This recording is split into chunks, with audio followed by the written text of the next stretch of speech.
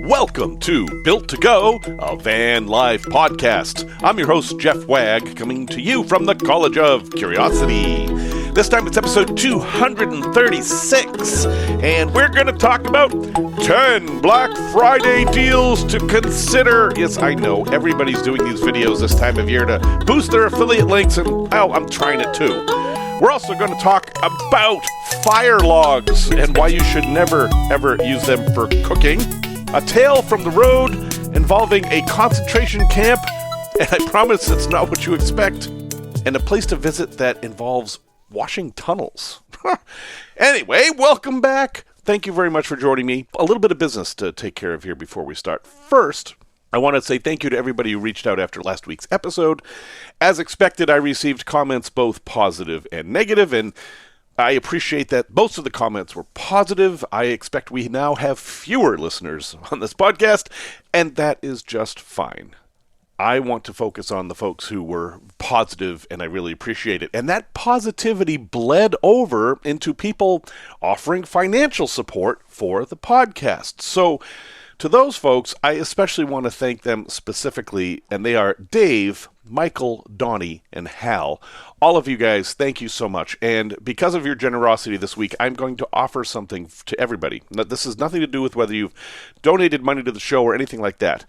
If you are a listener to the show and you live in the United States or Canada, and unfortunately because of postage, those are the only two places that I can do, you may receive a Hook Waka Bang sticker or a Hook Waka Bang pin. Now, these are pins like those 80s band pins that everyone used to wear in the 80s. Am I the only one that old that remembers the 80s? These are nickel-sized metal pins that you can wear on anything you'd like, and they are the Hook Waka Bang symbol. Some of them say College of Curiosity on them, some of them do not, and they were all handmade by the inimitable Susie Lee, and they're pretty cool. I like them a lot. I give them to all the people who travel on my trips, and you can have one. All you have to do is send your mailing address to jeff@builttogo.com. That's 2 T's, not 3, not 1. I am not collecting your addresses. I am not creating a massive database to spam you or anything like that. I just simply need your address to mail you the pin or the sticker. This is completely free of charge, no obligations. It's just, hey, this symbol, which is a question mark, a greater than symbol, and an exclamation point, seems to resonate with some people. I would like to promote it, and it is what the College of Curiosity is about, and I thought I'd share that with you as a thank you to the support I've received from the community when I sorely needed it. So thank you. Now, I feel terrible about this episode because I hate being like this. I hate producing things just to make money. And I'm actually not doing that, but I kind of am, because what I'm about to present to you is a list of 10 things that you might consider for Black Friday that I found on Amazon that I thought were particularly interesting. Everybody does this time of year because affiliate links make them money. And if you're looking for a way to make yourself some money while you're traveling, this isn't actually not a bad way to do it. The way it works is, if you promote a link on Amazon and you set up everything with them ahead of time, of course, they will give you a tiny % of the revenue they receive from people clicking your links, and then they will send that to you in the form of an Amazon gift card. Basically how it works. So if you find something you like, and let's say you have a podcast or a blog or a video, whatever, you can do a review of it or talk about it, just put a link in there, and everybody who clicks on that link and buys something, a little tiny bit of money will go to you, and it doesn't cost them any more. That's the basic premise of affiliate marketing. I've been doing it for years. If you live in the US, you do have to put in an FTC notice saying that some of the links are affiliate links, which I have in all of my show notes. But anyway, that's what I'm doing here today, just this once. I've promised myself I would do this every year. And honestly, I'm much more interested in these weird products than I am about any revenue that they might generate. But I want to be upfront about what happens when people do this. If they're presenting you with the 10 best Black Friday deals, they are probably looking for affiliate dollars. And they're probably doing high price things, but you're going to see here that, well, a lot of these things are actually not high price. Anyway, enough. Let's dive in. Number 1. It is the SUPERONE retractable car charger, 4-in-1. This is something that plugs into your cigarette lighter or your cigar lighter in your vehicle, and then this box kind of sticks out, so you have to have space for it. But inside that box, there are 3 things on one side. That is a 3-amp USB-C charger port. Beneath that, a 2.4-amp USB-A charger port, the common normal one that won't be normal much longer. And below that, a voltage meter that reads out the voltage of the battery, which is a handy thing to have. But wait, there's more. On the left side, there are retractable cables. And in the example they show here, one is a lightning cable for the older Apple devices, and the other is USB-C. The cables are built into this box, so you just pull them out on a reel and charge with them, and when you're done, you just push them back into the box. So you never have to worry about not having cables. I think it's an interesting idea. I think for some people this is really going to be appealing. For example, if you're doing Uber or something and you need like a charger for your guests, or if you often have passengers and they want to charge their phone but they didn't bring their own cables, etc. This is kind of a cool thing. Now, it's $20, which is actually a little bit expensive for these chargers these days, but I haven't seen one before that had the cables built in exactly this way. I like that they all go away. So it'd also be a great travel thing. You could just pop it into any vehicle and have all the cables you needed. It does come in colors, but hey, it's $19.87 right now on a Black Friday deal, and I think it's worth it. So you can give that a look if that sounds like something you would like. Number 2, I hate the name of this. It is the HYGIENJOY No Rinse Bathing Wipes. HYGIENJOY? I mean, okay, fine. You got to pick a name. That's what they picked. These I've talked about before. These are a slightly different brand, but this is a 75-pack of these basically disposable washcloths that have soap already in them, and you don't need any water. And they're typically meant for medical purposes, like you have somebody who's bedridden and you want to help them clean up, that kind of a thing. But they're great for van life. Rather than getting the baby wipes that you have to use 300 of, or having to use water because that's in short supply, these are kind of the ideal non-water way to clean up. Now, I recommended the 75-pack one because at $26, it's only 35 cents a sheet.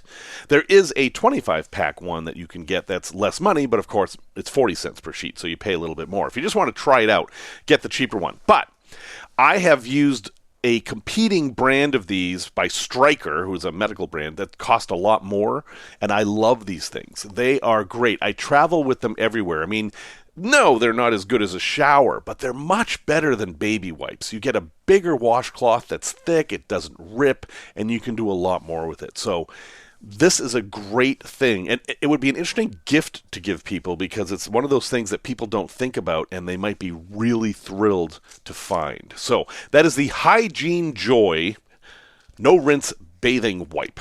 And of course, I have links to all these in the show notes because that would be the point.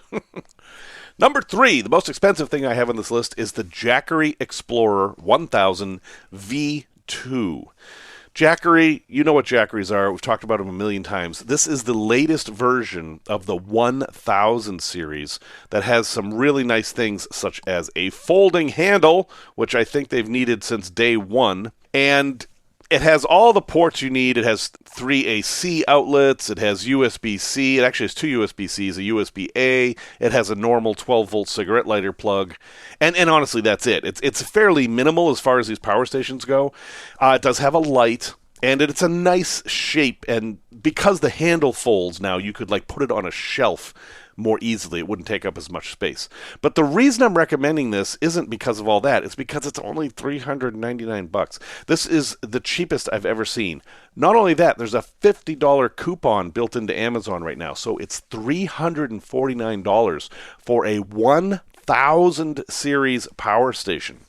That's 1,500 watts of AC and 100 watts of USB-C. This absolutely will charge your computer and everything else. If you're doing a no build or you're just looking for a backup power station, this is a great choice. And if you have a CPAP, it'll work great for that.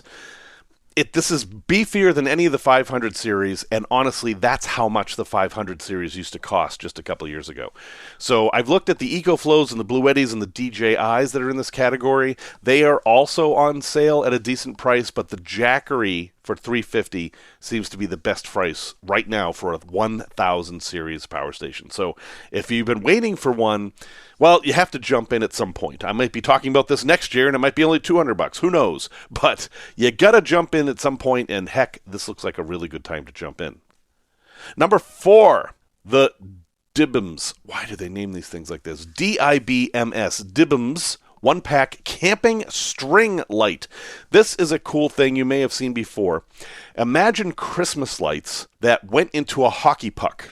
That's basically what this is.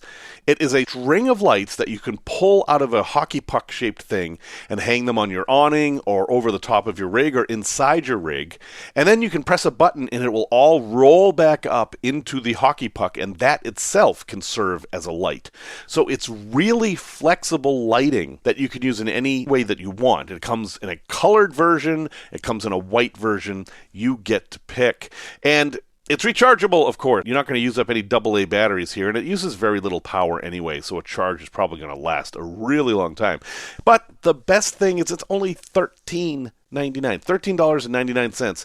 This literally would make a great stocking stuffer or gift for somebody in van life or for you, and you could buy more than one, and it could be your primary lighting source.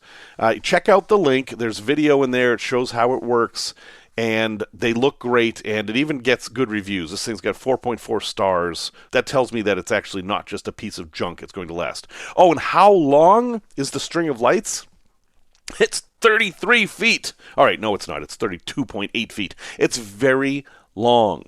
I mean, that's enough that you could probably go down one side of your van and around the back and mostly up the other side too. So check it out. I'm ordering this for myself because I think it's really cool. Number 6, here's something I've had on many rigs, but I haven't seen mentioned in a while, and I still think it's a great idea. It is the Auto Angle lens. And by auto, it means automotive. It's a piece of plastic about the size of a piece of paper, a bit thicker, and it's see-through, but it's a lens. It's like a big magnifying glass in a way, but you put it on the back window of your van or truck or whatever, and it lets you see like below the door. I mean, it bends light so that you can see things that you couldn't see just looking through the window. And it's really useful for backing up because you could see like if there was a kid behind your van or something like that. Now, the distance that you are from this thing will affect how well you can see out of it, of course, and it's certainly not a replacement for a backup camera. But it's a pretty good thing to have. It lets you look at a glance to see if there's anyone right behind your vehicle. And it also shows a little bit more on the sides. So I am a fan of this thing. I've used it in a few different vehicles, including RVs. And I think, honestly, I almost think that this should be just kind of default in all vehicles because it really helps with your visibility. What I really, really like, though, is it's only $11. I paid a lot more than that for my first one decades ago. So for $11... heck, a nice little safety thing. Great gift for somebody. Number 6, car door open warning reflective stickers. These are just what they sound like. These are little reflective stickers, and you put them in the door jamb of your vehicle. Not actually in the jamb, but on the door, so that they are seen when you open your door. And the idea is that at night, if you open your door and there's a car coming, the light will hit this reflector and give them a big bright light so they know you're there. It's just a little bit of a safety thing. It helps with cyclists too because doors are very dangerous for cyclists, and they're only $5. You get 4 stickers, one for each door on a 4-door vehicle. Obviously, if you have a van, you're going to put one on the driver's side, the passenger side, and the 2 back doors probably. Just a simple little inexpensive way to make yourself a little bit safer at night and protect not only you, but others who might not realize that your door is open. Number 7, COGHLAN'S 9961 multi-spice, multicolor, paprika, curry, cayenne, garlic salt, black pepper, and salt. Basically, this is the one spice shaker to rule them all. It's a single container that has all these different spices in it, not mixed up. There's a different lid for each one. And when you're in a no-build situation or you're in a tight space, you don't have space for a lot of spices, and yet you still want to be able to spice your food a little bit, well, these are the most common spices, and they're all in one container. container. And that means they can't rattle around or anything. You don't have to wonder like, oh, where did the pepper go? I found everything else, but I can't find the pepper. It's all in one thing. And you can refill it. It's a little tricky. There are videos about how to refill it. You basically have to put a screwdriver in and pry the top off. But it's a nice little thing to just throw in a drawer and know that you have all the spices. And it's only $7.79. And if you look at the cost of spices these days, that's not bad. That really isn't. Spices have gone crazy. So I like it. My one complaint about this one, though, is that it doesn't have Italian seasoning, which is something I use a lot. But in reality, I use so much of it that I would want to have a separate one anyway, because I wouldn't want to empty this all the time. So $7.79. I think if you with spices with you but don't want to go crazy, this is a great simple solution. Number 8. These are fun. I haven't tried them yet, but I am intrigued. This is a rechargeable window vac with a squeegee. So why would you want to vacuum your window? To get the condensation off. We all fight condensation. We've talked about ventilation many, many, many times. But in the morning, you get up and you just want to drive and you pull down your shade off your front window and it's a sea of condensation. You're like, argh. So you get your rag and you start wiping it off, but you realize you're just moving the water around and you're making this huge mess. And then later on in the day when it all dries, it's like noon and you look out and your window's all foggy because that water left a residue. This is supposed to defeat all that because it's a vacuum with a squeegee on it. So you squeegee the window, just like you were washing it or you're at the gas station doing your window. You squeegee the inside of the window, and all the water from the squeegee goes into a little vacuum container. And then you just have like this cup of water that you can pour out or, use to flush your toilet or whatever you want to do with it. Add it to plants. Doesn't matter. It's relatively clean water. I mean, you could drink it if you had to, except that it probably came out of your lungs, and that's just a little weird. Anyway, I'm intrigued by these things. I think they are probably a good idea. They do take up some space. If you're in a minimal build, this is the kind of luxury item that you may not want to have. And they're a bit expensive.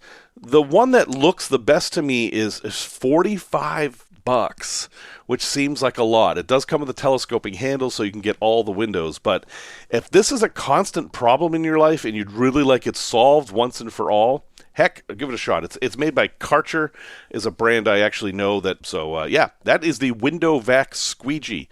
Very interesting idea. Number 9. The LuminAID Solar Camping Lantern. Remember Lucy lights? I haven't seen them for a while, but they made a big splash. And these are basically inflatable solar lights. So imagine a cube that's made out of vinyl, and then at the top there's a solar cell, and underneath the solar cell there's a light.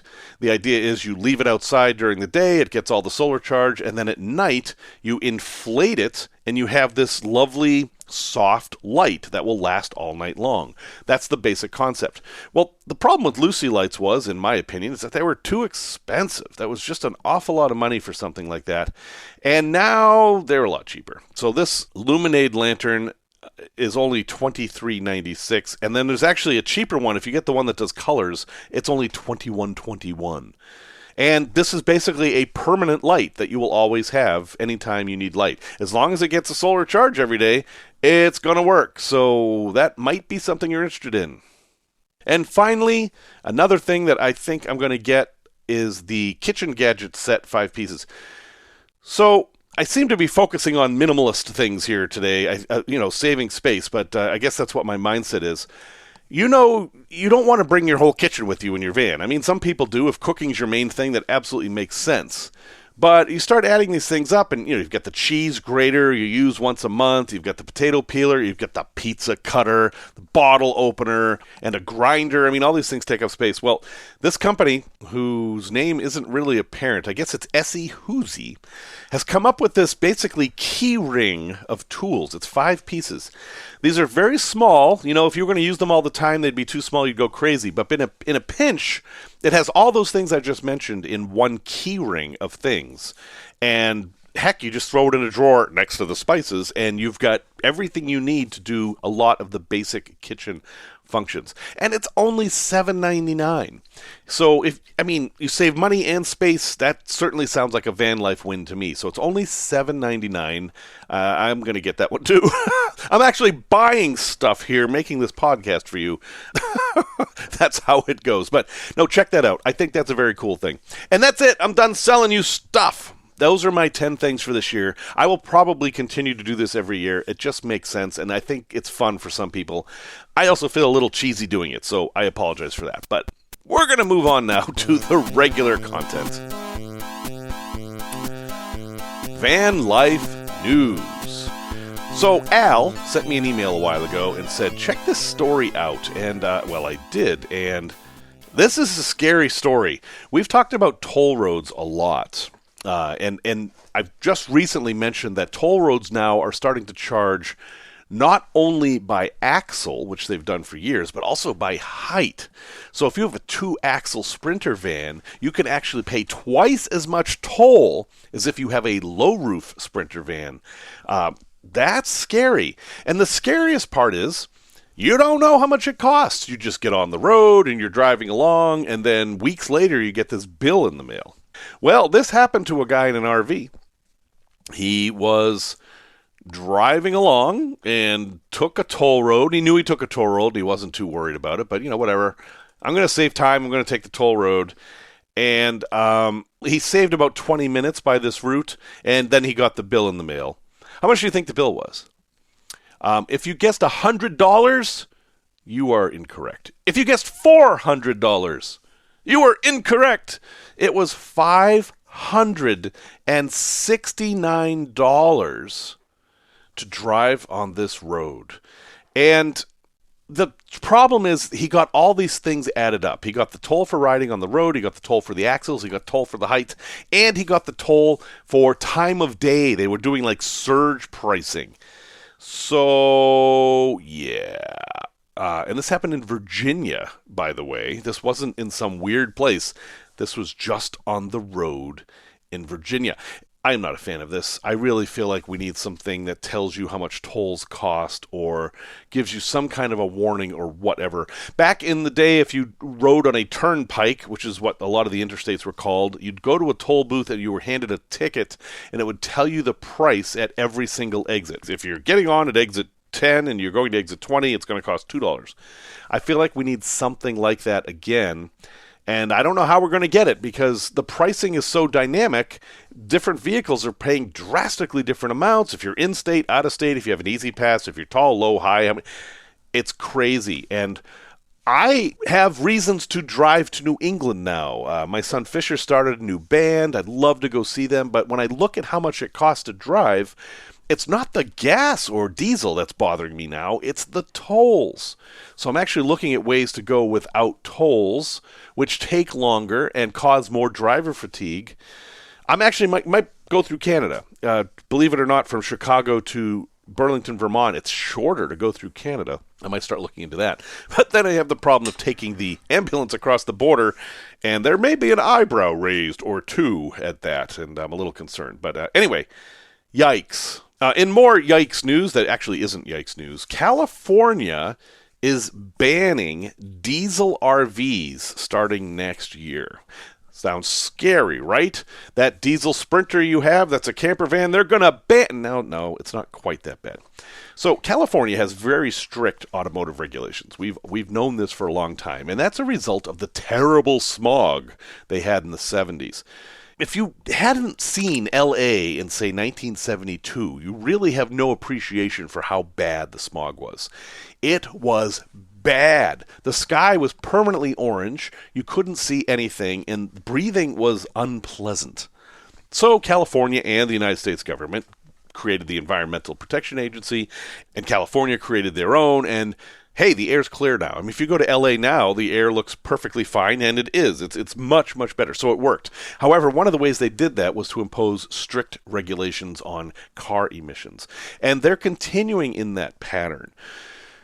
They're pushing EVs, but basically what they're doing is they're telling every automotive and truck manufacturer, you have to have so many vehicles that do this and so many vehicles to do that. It's a very complicated formula, but that formula boils down to the fact that large RVs made by, say, Freightliner won't be allowed to be sold in California because the company, Freightliner, doesn't meet these requirements. And that's because they're a big truck company.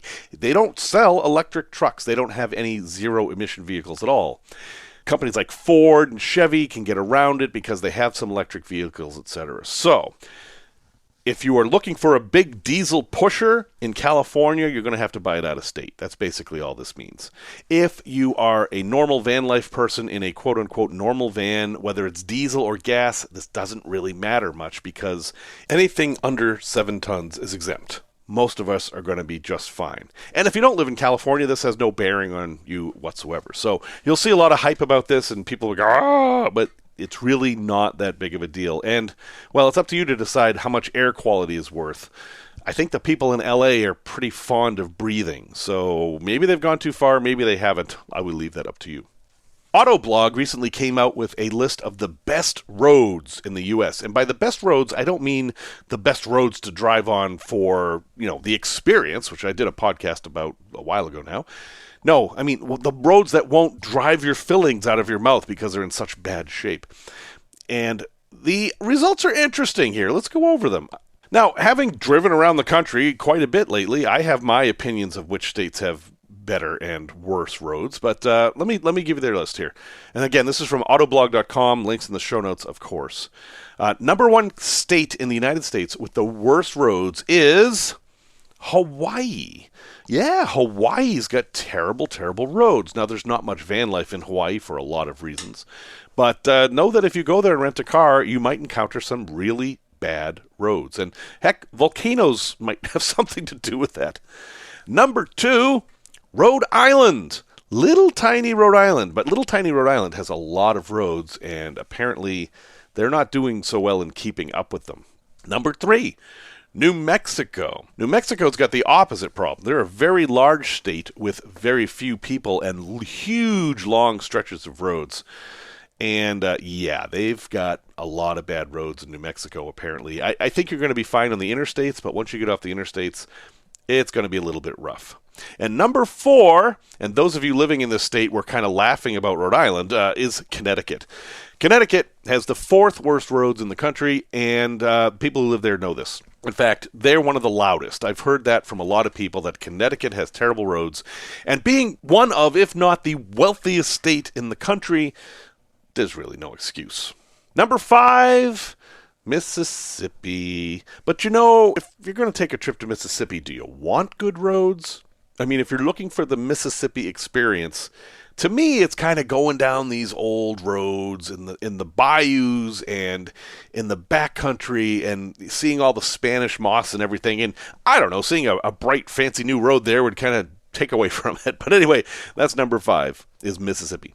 Now, to be fair, we should talk about the best states for roads. And believe it or not, the state in the United States that has the best roads, according to Autoblog, is Alabama, which, as you may recall, is right next to Mississippi. In fact, they're kind of mirror images of each other. Alabama has the best roads in the country. And number 2, Indiana. And you know what? I will back this up.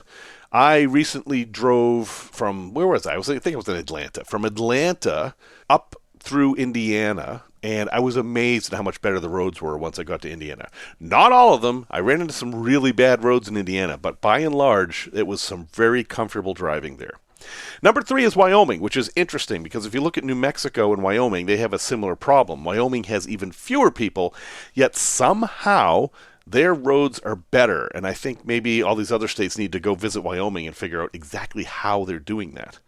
Number 4 is Kansas. I rank Kansas as an underrated driving state, and they're in very good shape. So Kansas gets a win, and I agree. And number 5, Idaho. Idaho, that funny, skinny, weird-shaped state, has really good roads. So that's the news for this time. And thank you for those who sent me news articles. Feel free to send me a news article that you think I should mention. Again, Jeff at builttogo.com. 2 T's, not 3, not 1. You've heard that before. Tech Talk. I watched a video of a gentleman living in a van in Massachusetts, and he was, doing the van life thing. He had some interesting ideas, and one of the things he did was he would stop at parks and cook up a whole bunch of food on the grills that were at the parks, which I thought, oh, that's an interesting idea. And then he would make bags and freeze them, and he'd basically do all his cooking at once and then live off that for the whole week. I was like, okay, interesting idea. Now, he went to get charcoal and he couldn't find any, so he bought a Firelog instead. And what a Firelog, I mean, is those paper-wrapped kind of fake logs that you might use in a condo where you didn't want to have any real wood because you didn't have a place to put it, that kind of a thing. He was cooking on that. And it seemed to work as far as, it heated up his pans and stuff. He had terrible soot and everything. And as it happened in the video, the cops came and shut him down because there was a fire ban and there were no signs. And anyway, and I'm not mentioning this guy specifically for two reasons. One is I'm a little embarrassed for him. And the other is I don't remember. I don't remember where he went. I apologize for that. But let's cut to the chase here. Do not cook on Firelogs. They are not safe for cooking. They aren't. Firelogs are made out of sawdust and paraffin wax, and then all kinds of stuff added to make them have colors and scents. I mean, there's even Kentucky Fried Chicken scented Firelogs. I don't know what that's about. But they're not safe for cooking, and if you read the wrapper, it actually says, do not use for cooking. The smoke from these things will contaminate your food. It'll make it taste bad. It may have weird heavy metals in it because that's where the colors come from. So don't cook with Firelogs. I understand it's convenient and they're not terribly expensive and they last a long time. No, there's much, much better ways. Get some charcoal or get some raw coal or fat wood or anything else. Go find some sticks. Don't cook with Firelogs. And this guy seemed to know that. He mentioned it in the video, and then he did it anyway. And I was like, So not only that, I could see in the video his pans were getting wrecked. They were getting covered with this sticky soot. And then what are you going to do with those pans? You don't really have a great industrial cleaning center in your van, probably. You've got to bring these dirty, filthy things in there. And anyway, bottom line, do not cook with Firelogs. If you want to get one for a late night campfire just for fun, that is fine. Tales from the road. Okay, this is a weird one. On my Danube cruise, I had the opportunity to go to a concentration camp. Now, that concentration camp is called Terezin. It is in the Czech Republic, which wasn't the Czech Republic then. And it's got a very long history. It was a fort built to keep the Prussians out in the 18th century, and the fort itself is very impressive. They let us go into the tunnels a bit, and there's 20 kilometers of tunnels underneath the fort. It's a shame that this became a concentration camp. You could say that about any place, but in particular this place, because it would have been a very cool place to visit without this dark history put on it. Now, I have never been to a concentration camp. I have been to a Holocaust museum. I know how that affected me. And I expected to go to the concentration camp and just be, kind of devastated for the day. And, of course it was devastating. But it also wasn't quite what I expected. In fact, I don't know if I'm wrong about my perceptions or what, but the tour seemed to have the same tone and tenor as a ghost tour. And I'm bothered by that, but I can't exactly figure it out. So you tell me if I'm just being crazy or if that's what was going on. First off, we have to recognize that these folks do not speak English as a first language, and I do not speak Czech as any number of languages. So they were native Czech speakers giving a tour in English.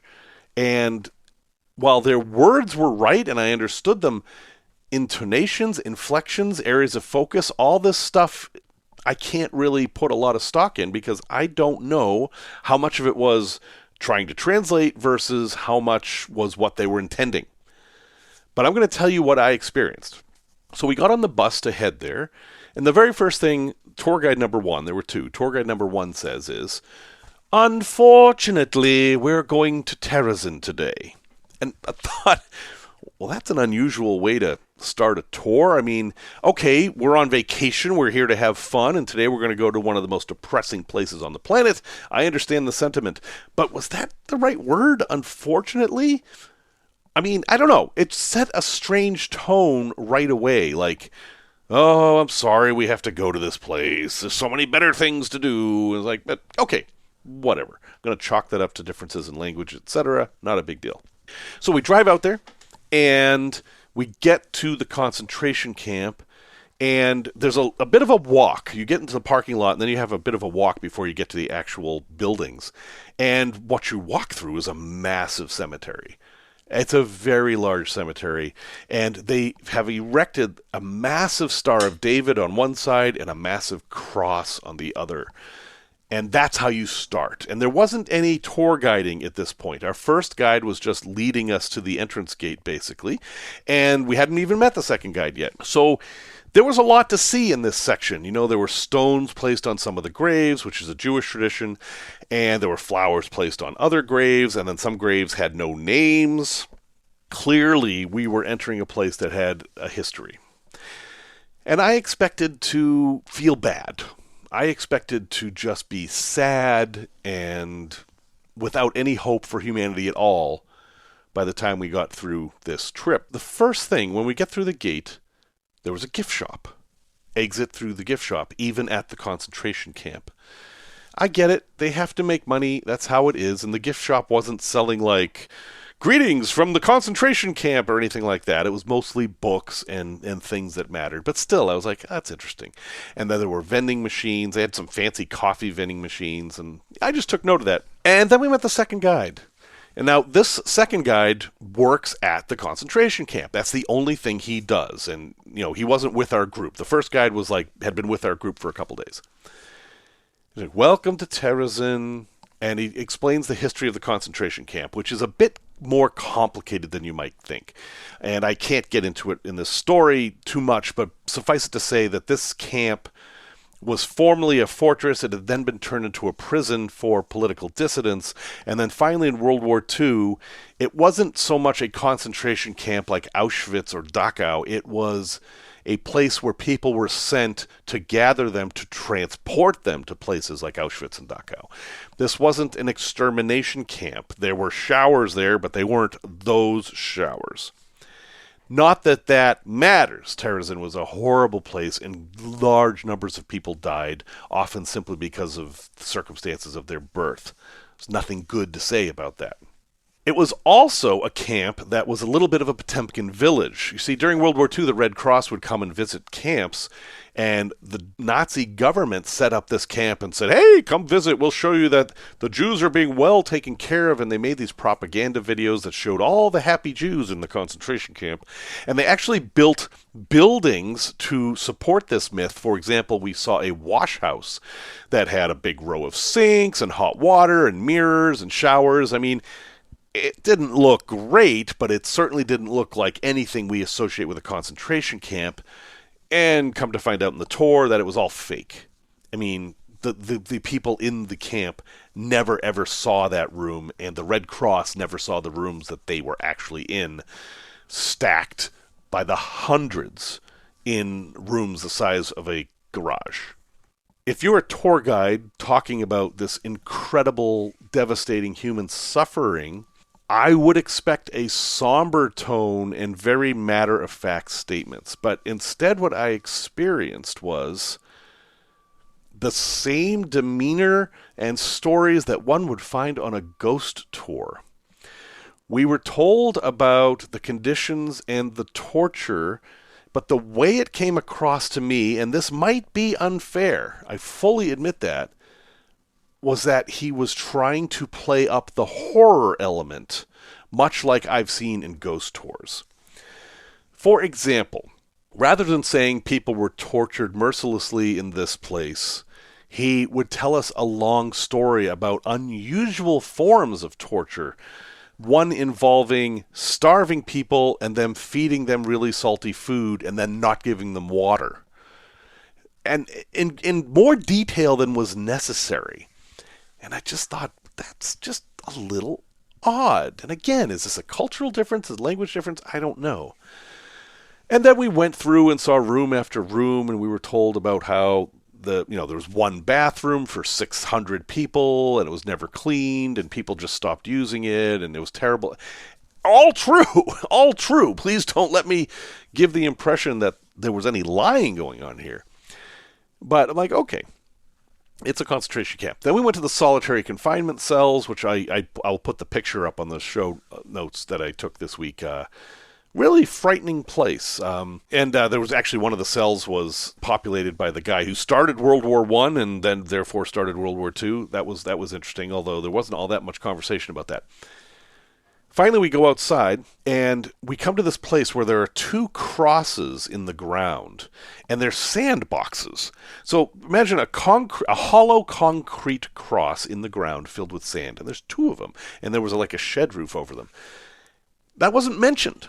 I had to ask what that was, and it turned out that those were firing positions for Germans taking target practice.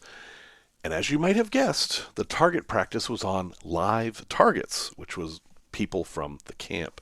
In fact, just before the end of the camp, he talked a lot about how they rounded up 52 Jews and shot them just because they were about to be rescued. That appeared to be the only reason. And then this is what tipped me over the edge as to this way of thinking, like, what's going on here? Why are they treating this like a ghost tour? There was a gallows set up. A place where you hang people right near this shooting range. And now, I know this gallows wasn't 75 years old, unless they had been constantly repairing this, and I really don't think they had been. They had built this more recently, in my opinion. But it was a full-size gallows, just like you'd seen in a Western movie. You walk up on the platform, and then you step on the thing and all that. And they explained that only one person had ever been hanged on that platform, and it was an escapee that they caught, and they did it as a lesson to everybody else. Somehow the shooting people wasn't enough of a lesson. But then he told a story about how the Nazis thought the gallows was haunted. And they had a legend that if you touch the gallows, 1 year later you will die. Straight out of a ghost story tour. Exactly what you would hear if you take a ghost tour someplace. And I was like, come on. With all the suffering and stuff that went on here, all the devastation, everything we saw here that is absolutely real and impossible to comprehend, we're hearing a ghost story about a gallows? It just didn't make any sense. And at that point, I was actually angry. So I immediately left the group and walked right over the gallows and put my hand on it and leaned against it. Take that. So, hey, if I die a year from, let's see, what date was it? November 20th? If November 20th, 2025, I'm dead, well, then the curse was true. I'm not terribly worried about it. And I actually saw some people taking my picture while I did that, which is a little weird. But anyway, what a weird experience. I did not expect to go to the concentration camp and come away feeling like I had just been on a ghost tour. And that disturbs me because it should be a completely different feeling. I feel like I should have been moved and well, then I was. After we left the camp, we went to a museum that used to be a school. And it was a school where they had sent all the Jewish kids, and it was a normal school. They had classes and everything. And then one day they gathered up all the kids and sent them off to Auschwitz, and that was it for the kids. And what the exhibit in the museum focuses on mainly is all the artwork the kids made while they were in school. And it's the same type of drawings you could see at any school in the United States. And they showed them, and you could just look at these and see, this is the drawing an 8-year-old would make with crayons. And knowing that 8-year-old never saw 9. That was moving. And that did not involve a tour guide. So I'm just stuck with this weird place trying to think about this thing. I feel like I have not actually seen a concentration camp yet. And if I ever have the chance to see Auschwitz or Dachau or any of the others, I'm definitely going to take it because I feel like that's an obligation I have as somebody who was born in the 20th century to learn about this stuff so that it never happens again. But boy, there are times when I think that lesson is impossible to learn. A place to visit. Boy, I should have saved that for the end. That's hard to follow up on. At any rate, we did a lot of driving in Austria as we were touring about, and Austria has beautiful, beautiful highways. No, seriously. They call them the Autobahn, not to be confused with the Autobahn in Germany. It's just the German word for highway. Their Autobahns, which do have a speed limit, unlike in Germany, it's like 87 miles an hour or something like that, 130 kilometers an hour. Beautiful. And it's not because they're new, it's because the Austrians care about their roads. They're immaculate, and everything is perfect, and they have nice rest areas, and the lines are all in good shape, and the signs are all perfect, and there's lots of tunnels, because Austria has a lot of mountains, and they, instead of going up and down the mountain, they just went through the mountains. And the tunnels are well lit and attractive. There are no billboards, and they even wash the tunnels. They have trucks that go in and wash the tunnels with regularity. Now, I grew up in Boston, or I grew up in Salem, but near enough to Boston. Boston has a lot of tunnels, and I swear you could send archaeologists into those tunnels to dig through the layers of grime and learn what life was like in the 1930s. I don't think they've ever been washed, and that's probably unfair because they probably have been, but wow.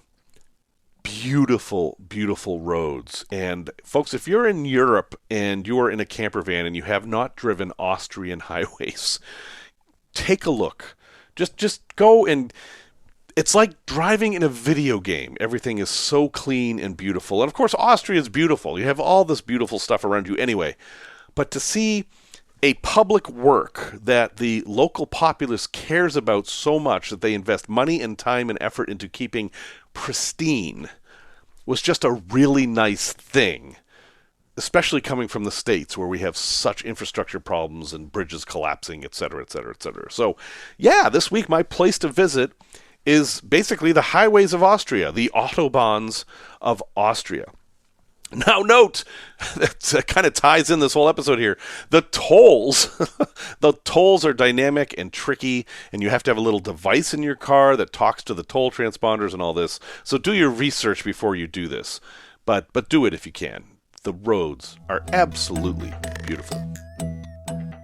Resource recommendation. So, Hiker, who is in my Discord channel, actually both of them, my travel group and my van life group, and is very active, recommended this particular Discord channel to me. And honestly, I think from what I've seen, this is the premier van life Discord server. And it's called simply #VanLifeCommunity. It is a very well-run server. People are asked questions before they can join. There's a very active and effective bot. Moderation looks like it's good. The content is good. If you're a Discord person, or maybe you're not and you'd like to just have a community that you could talk to while you're on the road. See, this is the nice thing about this. For van life people, you can be anywhere in the world and still be connected to your community with Discord. You can talk to them either via voice or typing. Most of it's by typing. You can share pictures and everything. And they're all your folks. You're not out there in the wild world of X or Blue Sky or anything like that. It's a nice little closed community. And this one seems to be just about the best. So I'll have a link to this in the show notes, and the links are crazy with Discord, so you have to go to the show notes. Or search for #VanLifeCommunity Discord server. I just joined. It looks great. You'll find Hiker and me both there trying to engage. And heck, you're welcome too. So please, come on in. Well, folks, thank you for listening to this rather long episode. I'm very appreciative that you're still here, and we're going to have a lot more content coming soon. Music, as always, is by Simon Wagg. And until next time, remember the words of Paul Thoreau, who said, "Tourists don't know where they've been. Travelers don't know where they're going."